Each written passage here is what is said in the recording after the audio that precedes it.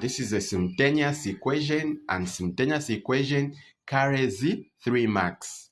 Each and every year, there is a question which is under simultaneous equation. So you have to know how to answer simultaneous equation. And it can help you. Let's start as we solve this question. So this is the question: 3x plus 2y equals what? 10.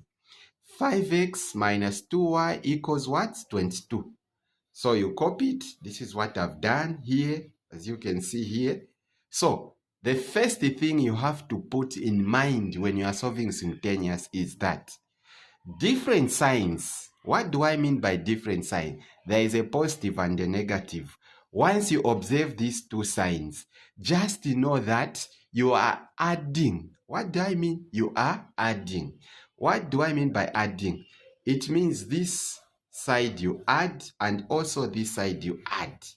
And the numbers which are the same or the letters, you eliminate them. So this is what I've done. You just copy it again here. 3x plus 2y equals 10 over 5x minus 2y equals what? 22. So these 2y and 2y, they are the same. You eliminate them.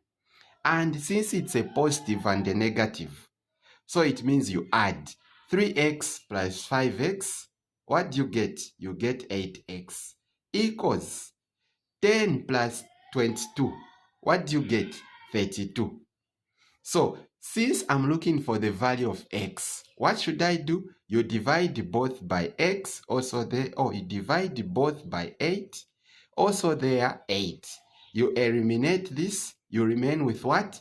X equals. How many times can 8 go into 32? It goes 4 times. Now, how do I find the value of y? Since the value of x, I know it's 4. So when answering the value of y, you pick any of the equation, either the first one or the second one.